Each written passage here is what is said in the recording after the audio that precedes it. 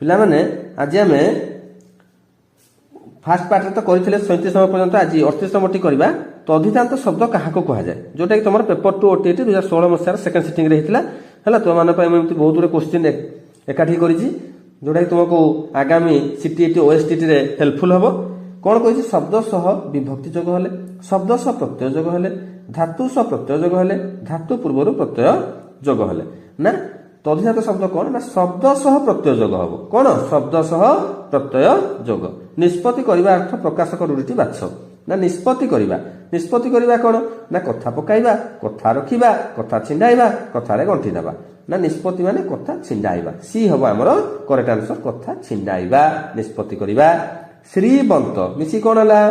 श्रीबंत हला केउ अर्थ रे बंत प्रत्यय व्यवहार करा जायछि अच्छी आधिपत्य जात भाव ना अच्छी अर्थ रे श्रीबंत एटा को अर्थ रे श्रीबंतटी अच्छी ए हबो हमर करेक्ट ए तीनटा हबो नै हला तो एई जो तीनटी हमें करले एटा होछि हमर ओटीटी पेपर 2 2016 मसियार तो तुमको आगामी दिन जो सीटीईटी फेब्रुआरी मासरे हेबार अछि आ ओएसटीटी 21 तारिख जोटा हेबार अछि ए ओडिया ग्रामर पार्ट